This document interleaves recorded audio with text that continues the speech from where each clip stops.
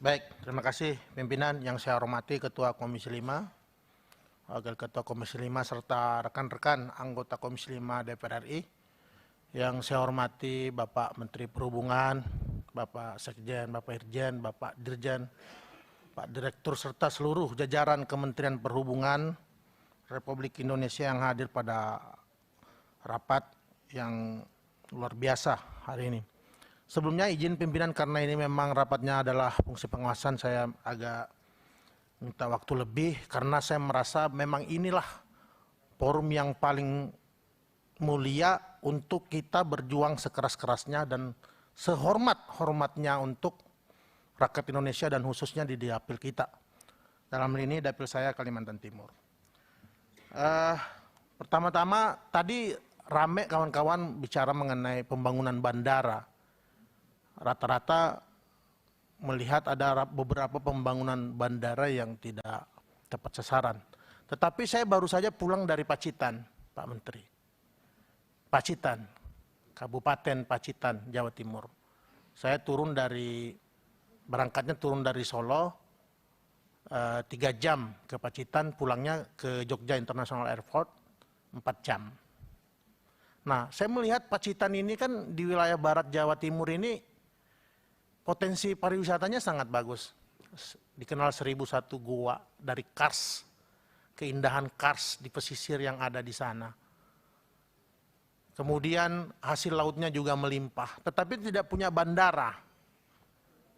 Padahal kalau bandara perintis saja ini mampu kemudian mengakselerasi, saya yakin.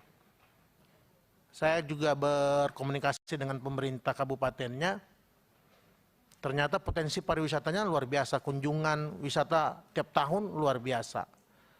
Hasil lobster di sana luar biasa, tetapi harganya masih 200 karena tidak ada alat transportasi yang memang singkat, ya, yang bisa kemudian memasarkan lobster yang luar biasa ini.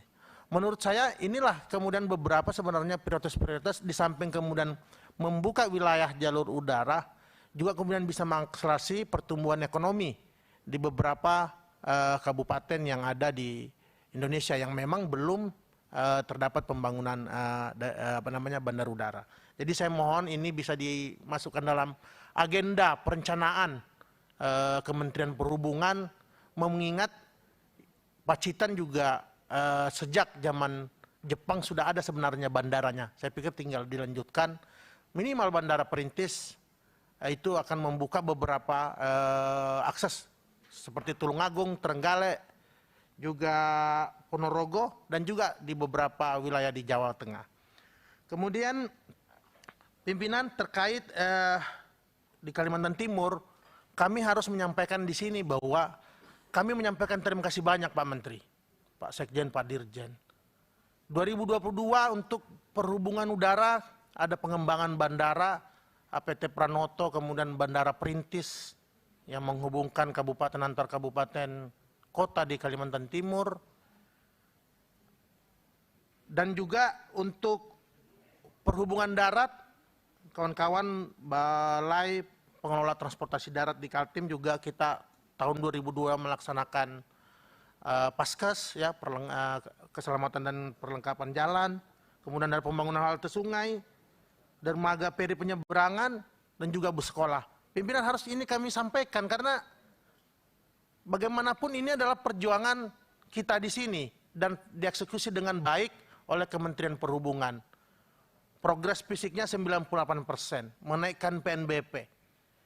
Walaupun tentu ada beberapa yang harus dioptimalisasi terkait PNBP ini, terutama di sektor perhubungan laut, Pak Menteri.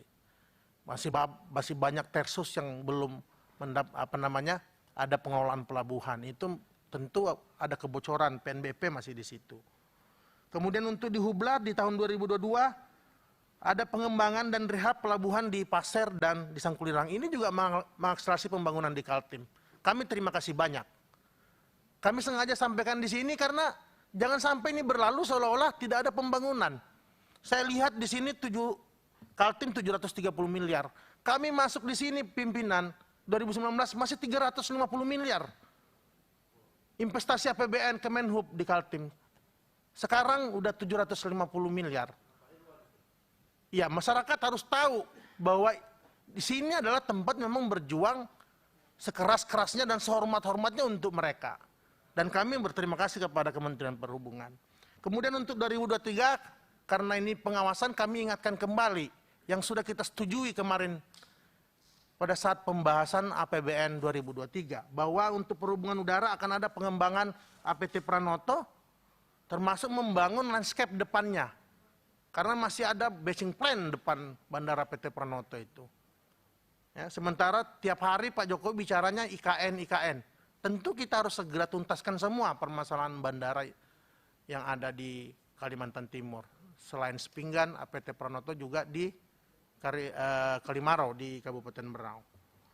Kemudian ada, terima kasih Pak Menteri, sudah diterbitkan penetapan lokasi bandara baru di Mahakamulu. Mahakamulu ini adalah perbatasan Indonesia dengan Malaysia. Dan ini tentu bisa kemudian membuka keterpencilan ya beberapa kabupaten yang ada di Kaltim. Kemudian untuk perhubungan darat, tahun depan akan ada tahun ini ada Paskes, kemudian ada lanjutan dermaga peri penyeberangan Sangkulirang. Kemudian ada halte sungai juga. Sedangkan untuk perhubungan laut kami ingatkan kembali ada rencana rehab Paspel. Ya, fasilitas pelabuhan di Pasir, kemudian di Sangkulirang juga di pengembangan pelabuhan di Tanjung Redep. Juga ada rehab dermaga di PPU terkait persiapan IKN. Dan pembangunan terminal penanggulangan pencemaran di Pelabuhan Balikpapan. Serta yang ini yang paling penting karena menyangkut korban yang sudah berjatuhan, yaitu pembangunan lampu suar dan navigasi di Muara Manggar. Nah, inilah yang bisa kami sampaikan pimpinan, dan ini sangat penting karena ini memang sesuai agenda pengawasan, dan kami harap apa yang kita sudah setujui dan ini sudah diketahui masyarakat bisa kita kawal bersama sehingga bisa terwujud di tahun 2023 ini. Terakhir mungkin terkait kereta cepat Jakarta-Bandung, karena terdapat cost overrun akibat keterlambatan proses pembebasan lahan, sehingga berpengaruh terhadap intervensi penanaman modal nasional, kemudian penyesuaian konsesi sampai 80 tahun, tentu Pak Menteri bisa kasih tanggapan terkait ini. Terima kasih banyak pimpinan, kurang lebihnya kami mohon maaf. Assalamualaikum warahmatullahi wabarakatuh. Terima kasih Pak Iwan.